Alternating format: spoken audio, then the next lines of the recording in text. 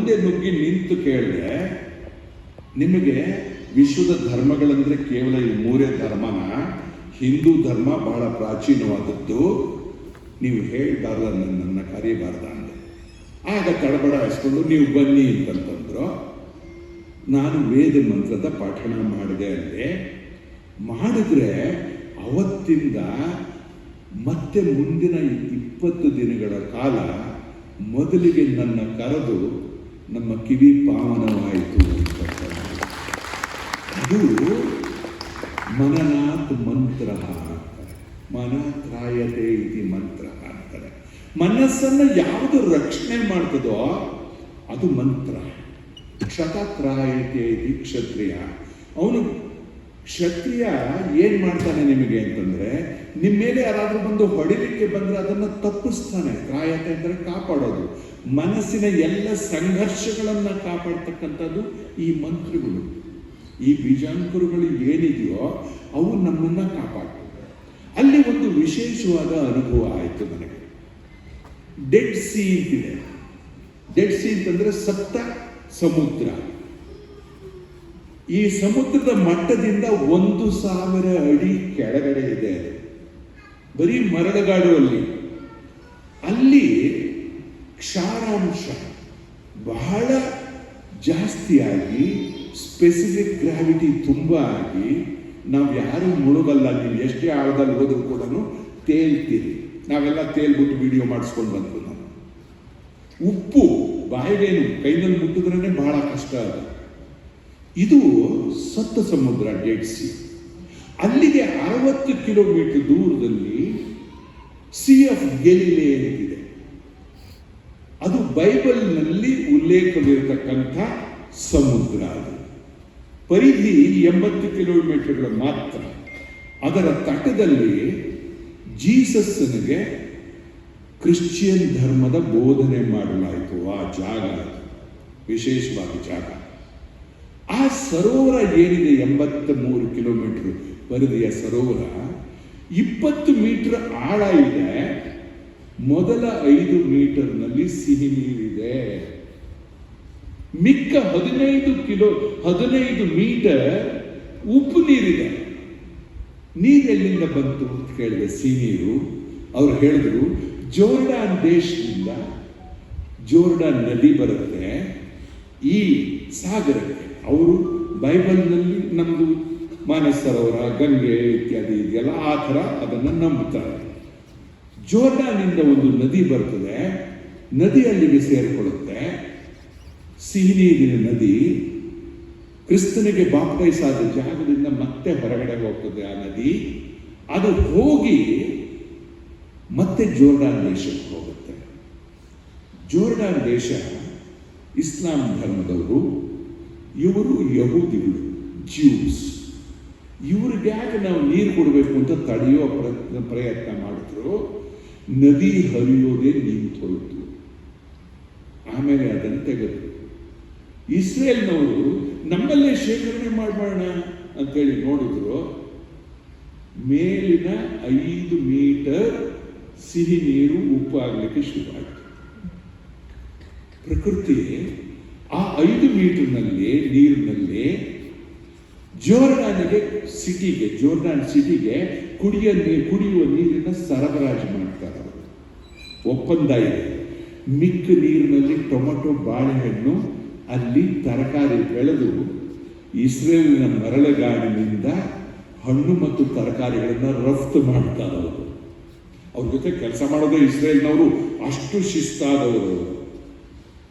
ನಾನು ಶಾಕಾಹಾರಿ. ಆ ಸಮುದ್ರದಿಂದ ಬಂದು ನಮ್ಮ ಡ್ರೈವರನ್ನು ಕೇಳಿಕೊಂಡೆ, ನನಗೆಲ್ಲಾದರೂ ಶಾಕಾಹಾರಿ ಊಟ ಬೇಕು. ಫಲಾಫಲ ಅಂತಾರೆ.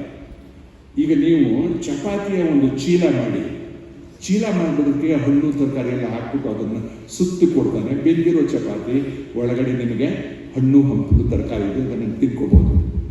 ಅದು ಕೊಟ್ಟರು. ನಾನು ಮತ್ತೆ ಕೇಳಿದೆ ಡ್ರೈವರ್ಗೆ, ನಿಜವಾಗ್ಲೂ ಇದು ಶಾಕಾಹಾರಿನ ಅಂತ ಹೇಳಿ.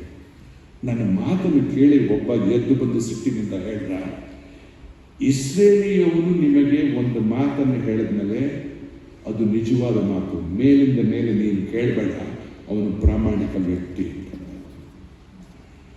ಈಗ ನಾನು ಈ ಕತೆ ನಿಮಗೆ ಯಾಕೆ ಹೇಳಿದೆ ಅಂತಂತಂದ್ರೆ, ನೀರು ಬಂತು, ನೀರು ಬಿಡಬೇಕು. ರಾಜಣ್ಣವ್ರು ಏನು ಮಾಡಿದ್ರು? ಅಧಿಕಾರ ಬಂತು, ಅಧಿಕಾರ ಸಂಗ್ರಹ ಮಾಡಿಕೊಳ್ಳಿಲ್ಲ. ತನ್ನ ಅಧಿಕಾರದ ವ್ಯಾಪ್ತಿಯಲ್ಲಿ ಬೇರೆಯವರಿಗೆ ಏನು ಸಹಾಯ ಮಾಡ್ಬೋದೋ ಅದನ್ನ ಸತತವಾಗಿ ಮಾಡ್ತಾ ಬಂದರು. ಇದು ಮುಖ್ಯ. ಬಂದದ್ದೆಲ್ಲ ನಾನೇ ಸಂಗ್ರಹ ಮಾಡಿ ಇಟ್ಕೊಂಡ್ರೆ ಏನು ಬಂತು? ಇವೆಲ್ಲದಕ್ಕಿಂತ ಮಿಗಿಲಾಗಿ ಇಂತಹ ಗುಣಗಳು ಅವರಲ್ಲಿ ಏಕೆ ಬಂತು ಅಂತಂದ್ರೆ, ಇನ್ನೊಂದು ಒಂದು ಉದಾಹರಣೆಯನ್ನು ಹೇಳಿ ನಾನು ಮುಗಿಸ್ತೇನೆ.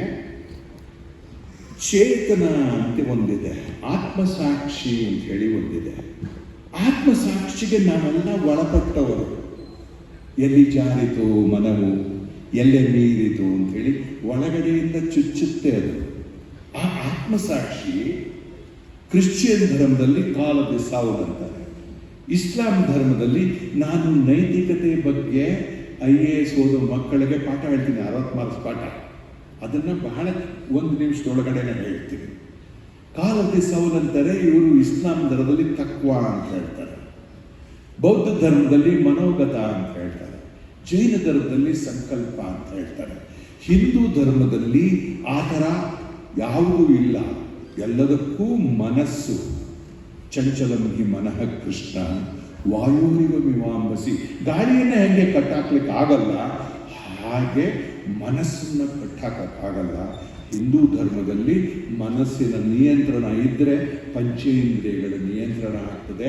ಅದರಿಂದ ನಿಮ್ಮ ಮನಸ್ಸಿನ ಶುದ್ಧೀಕರಣವಾಗಿ ನೀವು ಒಳ್ಳೆಯ ಪ್ರಜೆಗಳಾಗ್ತದೆ. ಈ ಸಂದರ್ಭದಲ್ಲಿ ನಾನು ಪ್ರೀ ಯೂನಿವರ್ಸಿಟಿ ಓದಬೇಕಾದ್ರೆ 1960ನೇ ಇಸ್ವಿನಲ್ಲಿ ಒಂದು ಪದ್ಯವನ್ನು ಓದಿದ್ದೆ. ಆ ಪದ್ಯವನ್ನು ಹೇಳಿ ನನ್ನ ಮಾತನ್ನು ನಾನು ಮುಗಿಸ್ತೇನೆ. ಈ ಪದ್ಯದಲ್ಲಿ ಬೀಟ್ ಪೊಲೀಸ್ ಅಂತ ಹೇಳಿ, ಪೊಲೀಸ್ನವನು ಹಿಂದಿನ ಕಾಲದಲ್ಲಿ ಮನೆ ಮುಂದೆ ಒಂದು ಲಾಠಿ ತಗೊಂಡು ಕುಟ್ಟುತ್ತಾ ಅವನು ಬೀಟ್ ತಿರುಗುವ ರಾತ್ರಿ. ಈಗ ಮೋಟರ್ ಸೈಕಲ್ ಬರ್ತಾರೆ, ನಮ್ಮ ಮನೆ ಮುಂದೆ ಒಂದು ಬೀಟ್ ಪೊಲೀಸ್ ಪುಸ್ತಕ ಇದೆ, ಮೋಟರ್ ಸೈಕಲ್ ಬಂದು ಸೈಲ್ ಹಾಕಿ ಹೋಗ್ತಾರೆ. ಬೀಟ್ ಕೊಡ್ತಾ ಇದ್ದ, ಶಿಲ್ಪಿ ಹೊಡಿತಾ ಇದ್ದ. ಹಿಂದಿಯಲ್ಲಿ ಜಾಕ್ಟೇರವು ಅಂತ ಒಂದು ಸಿನಿಮಾ ಬಂತು. ಜಾಕ್ಟೇರವು ಎಚ್ಚರವಾಗಿರೋ ನಿಮಗೆ ನೋಡಬೇಕಾದ್ರೆ ಅವರೇ ಜಾಕ್ಟೇರವು ಅಂತ ಹೇಳಿದ್ರು. ಅಂತಹ ಬೀಟ್ ಪೊಲೀಸ್ ದಂಟು ಅಂತ ಈ ಕುಟ್ಟುತ್ತೀವಲ್ಲ ಕೋಲು, ಅದನ್ನ ಕಾರವಾರದ ಕಡೆಯಲ್ಲಿ ದಂಟು ಅಂತಾರೆ. ಅಲ್ಲಿ ಅವರು ಶೇಖ್ ಮೊಹಮ್ಮದ ಲೆಕ್ಕ ಅಂತ ಹೇಳಿ ಒಂದು ಹೇಳ್ತಾರೆ. ನಮ್ಮ ಕಡೆ ಮುದುಕಿ ಹತ್ರ ಒಂದು ಕೋಳಿ ಮೊಟ್ಟೆ ಇತ್ತು, ನೋಡ್ತಾ ಆಹಾ ಇದು ಕೋಳಿ ಮರಿ ಆಗುತ್ತೆ, ಕೋಳಿ ಮರಿ ಆದ್ಮೇಲೆ ಮತ್ತೆ ಮೊಟ್ಟೆ ಇಡುತ್ತೆ, ಆಗ 20 ಮೊಟ್ಟೆ ಆಗುತ್ತೆ, 2000 ಮೊಟ್ಟೆ ಆಗುತ್ತೆ, ಒಳ್ಳೆ ಮನೆ ಕಟ್ಕೋತೀನಿ, ಇವೆಲ್ಲ ಯೋಚನೆ ಮಾಡ್ತಾ ಇಲ್ಲೊಂದು ಕೈಗೆ ಟಕ್ಕನ್ನು ಬಿದ್ದು ಹೋಗುತ್ತೆ. ಹಾಗೆ ಶೇಖ್ ಮೊಹಮ್ಮದನ ಲೆಕ್ಕ ಅಂತಾರೆ. ಇದನ್ನ ವಿವರಣೆ ಮಾಡಲ್ಲ, ನಿಧಾನಕ್ಕೆ. ಒಳಗೆ ಬಳೆಗಳ ಸದ್ದು, ಒಳಗೆ ಬಳೆಗಳ ಸದ್ದು, ಹೋಗಬೇಕೆಂಬಾಸೆ ಕದ್ದು, ಹೋಗಬೇಕೆಂಬಾಸೆ ಕದ್ದು. ಹಾಳು ಪೊಲೀಸಿನವ ಹಾಕು ಸುಮ್ಮನೆ ಸೀಟಿ, ಬೀಟು ತಿರುಗುತ್ತಲೇ ನಾನು ಹುಟ್ಟಿದಂಟು. ಕೋಲ್ ಹೊಡಿತಾ ಅವನು ಎಚ್ಚರ ಮಾಡ್ತಾ ಇದ್ದಾನೆ. ಹಾಳು ಪೊಲೀಸಿನವ ಹಾಕಿ ಸುಮ್ಮನೆ ಸೀಟಿ, ಬೀಟು ತಿರುಗುತ್ತಲೇ ನಾನು ಹುಟ್ಟಿದಂಟು. ಕೋಪ ಬರುತ್ತೆ. ದಂಟನ್ನು ಕಸಿದು ಸೀಟಿಯನೆಸೆದು ಪಂಚದೀಪ ಸ್ತಂಭ ಕವನ ಬಿಗಿದು, ಅವನ ಮುಂದೆ ಜಿಗಿದು ಒಳೆ ನುಗ್ಗಿ ಸುಗ್ಗಿಯ ಕುಣಿದು, ಜೊತೆಗೂಡಿ ಹೊರಬಂದು ಹಿಗ್ಗಾಮುಗ್ಗ ಕುಣಿದು, ಅವನ ಕಡೆಯವರಾರು ಕಾಣದಲ್ಲಿಗೆ ಹೋಗಿ ಒಳ್ಳೆ ಜಾಗವ ನೋಡಿ ಮನೆ ಮಾಡಿ ಮರಿ ಮಾಡಿ ಸುಖವಾಗಿ ಸಂಸಾರ ಹೂಡಿ ಬೀಡಿ ಸಿಗದೆ ಎಳೆದು ದಣಿಯಬೇಕೆಂದೆಷ್ಟು ದಿವಸದಿಂದೋ ಶೇಖ್ ಮೊಹಮ್ಮದ ಲೆಕ್ಕ ಹಾಕಿ ಸಾಕಾಯಿತು. ದಿನವಿಡೀ ಸುಸ್ತಾಗಿ ದುಡಿದು ಮಸ್ತಾಗಿ ಕುಡಿದು ಕುಡಿದ ಮತ್ತಿನಲ್ಲಿ ಮೆತ್ತನೆಯ ಹಾಸಿಗೆಗೆ ಅವಳೆಡೆಗೆ ನಡೆದಾಗ ಮುಗಿಲಿಂದ ಕೆಡೆದು ಬಿದ್ದಂತೆ ಇವ ಸೀಟಿ ಊದುವನು, ದಂಟು ಕೊಟ್ಟುವನು, ಬೀಟು ತಿರುಗುವನು. ಅದು ಆತ್ಮಸಾಕ್ಷಿ. ಅಂತಹ ಆತ್ಮಸಾಕ್ಷಿಯನ್ನು ಬೆಳೆಸ್ಕೊಂಡವರು ನಮ್ಮ ರಾಜಣ್ಣವರು. ನನಗೆ ರಾಜಣ್ಣವರ ತರದಿಂದ ಹಳೆಯ 2 ಮಿತ್ರರು ರವಿಕಾಂತ ಗೌಡರು ಹಾಗೂ ಸಿದ್ದರಾಮಯ್ಯವ್ರನ್ನ ಮತ್ತೆ 20 ವರ್ಷದ ಮೇಲೆ ಭೇಟಿ ಮಾಡ್ತಾ ಇದ್ದೀನಿ. ಭೇಟಿಯಾಯಿತು. ಮಾಯಣ್ಣವರು ವಾಗ್ಜನಿಗೆ ನನ್ನ ನಮಸ್ಕಾರಗಳನ್ನು ಹೇಳ್ತೇನೆ. ಈ ಮಾತಾಡೋದಕ್ಕೆ ನನಗೆ ಅವಕಾಶ ಕೊಟ್ಟ ನಿಮ್ಮೆಲ್ಲರಿಗೂ ನಮಸ್ಕಾರ ಹೇಳಿ ನನ್ನ ಮಾತನ್ನು ಮುಗಿಸ್ತೇನೆ.